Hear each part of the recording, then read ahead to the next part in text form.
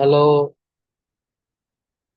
today we would like to talk about how Jan Sangh was formed in 1951 by Dr. Syama Prasad Mukherjee. Now the question is, who was Dr. Syama Prasad Mukherjee? So the reading which I'm consulting today is a reading from Nalin Mehta's book on the BJP.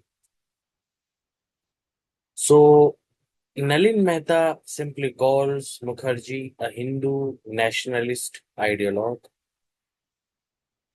He was India's first minister for industries and supplies and founder of Jan Sangh, which preceded the BJP as India's primary Hindu nationalist party between 21st October 1951 to 1977.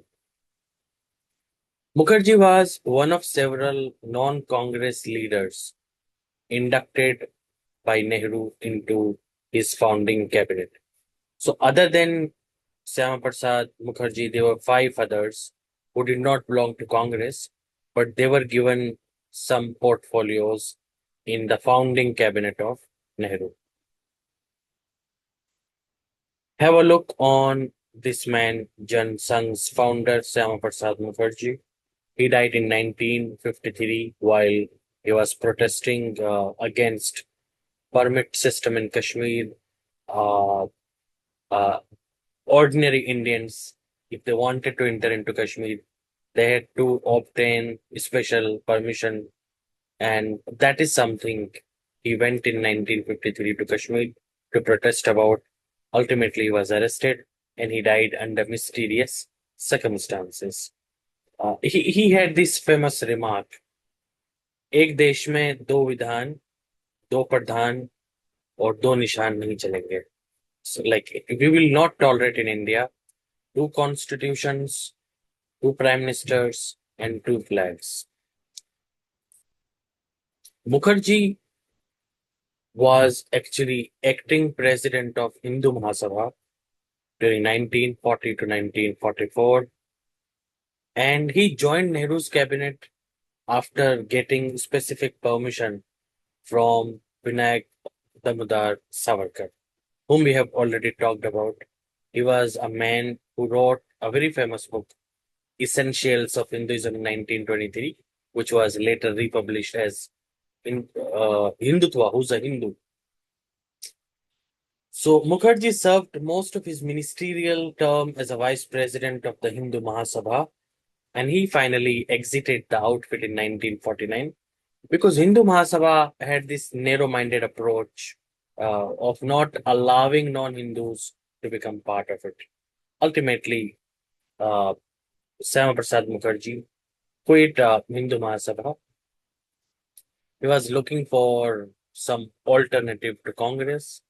And in the meantime, on disagreement with Nehru on Delhi Pact, which was signed between Liaquat Ali Khan, the then Prime Minister of Pakistan, and Nehru, he did not like it and he quit Nehru's cabinet.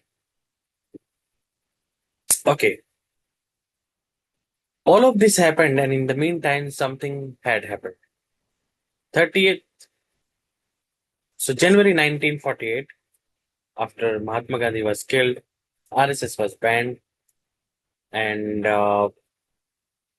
it was banned for 1 year, 5 months, and 18 days. Let's consider it 18 months. So on 4th of February 1948, RSS was banned. Ban was finally lifted in July 1949. Okay, what was Jan Sangh all about? It was designed as a fully formed ideological alternative to the Congress. The Jan Sangh, of course, closely intertwined with RSS, never came close to challenging the Congress's electoral dominance. The Jan Sangh's alternative idea of India as a country deeply rooted in Hindu ideals did not win enough political traction in 1950s as well as in 1960s. 67 Jan Sangh was able to get some support, some electoral support. It was able to share power in certain states along with other parties. Ultimately, in 1977, Jan Sangh was forced to merge into a common opposition in 1977 called Janata Party. And in 1980, it reincarnated itself, renaming itself as BJP. It happened on 21st October 1951. So, virtually from the moment of its birth, Jansangh cast itself as the cultural and political opposite of the Congress. When its founding delegates met in Delhi to create a new national party on 21st October 1951, the meeting opened with the singing of Vande Mataram and chanting of Vedic mantras. So this was important because that set the tone for the party to have a kind of a particular ideology which it continued upon till today. On the stage sat the party's founder with other party leaders. They were framed by a white backdrop, and this white backdrop displayed pictures of Maratha King Shivaji, Chhatrapati Shivaji, and Maharana Pratap.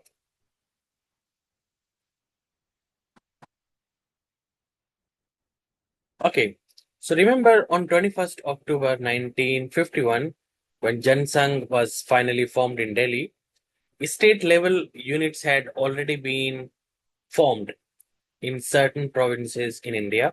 For example, Bengal, for example, Punjab, uh, which was called PEPSO at that time, Patiala and East Punjab States Union, Himachal and Uttar Pradesh. Now in 1951, 500 delegates from all across India converged on Delhi to merge into a national outfit. They were meeting to usher in the birth of a political alternative to the Congress, one that would be dependent upon a Hindu cultural identity.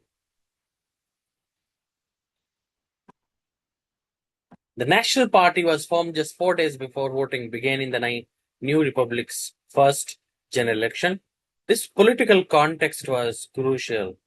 3 weeks earlier, Prime Minister Jawaharlal Nehru, speaking at Ludhiana's Tracy Maidan, had launched the Congress election campaign in Punjab, calling communalism the greatest enemy of the country and railing voters for an all out war against communalism. Addressing an audience of over a lakh people who had turned out to hear him in the midday heat, Nehru described the idea of a Hindu Rashtra as fantastic and ruinous.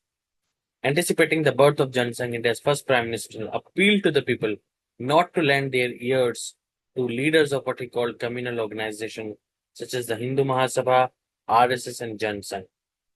These communal forces had reduced the Hindu religion to a kitchen religion. That is what Nehru told the gathering. For them, religion meant what one should eat and what not, and where and how.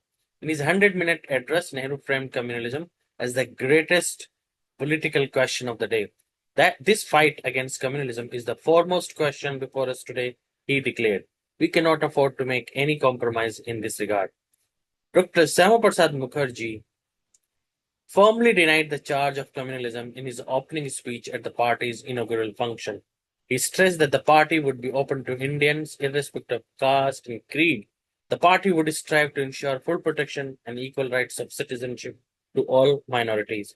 Within 2 weeks, Mukherjee would be telling an audience in Calcutta's Deshpriya Park that his party was a sincere friend of Muslims. Nehru and Mukherjee had been cabinet colleagues for 33 months between August 1947 to April 1950.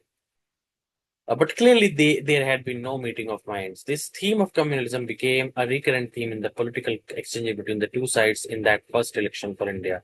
Only 3 years had passed since Mahatma Gandhi had been murdered by an assassin who justified his actions in court by arguing what he saw as the Mahatma's Muslim appeasement was an impediment to Hindu rights. Thousands of Hindu and Sikh refugees of partition were still parked in camps across Delhi, West Bengal, Assam, and Tripura. Nehru made this the central issue of independent India's first election. Communalism has in the past separated the people and led to India's enslavement. Whatever the proposed aim of those who spread communalism, their activities only weaken the foundations of freedom.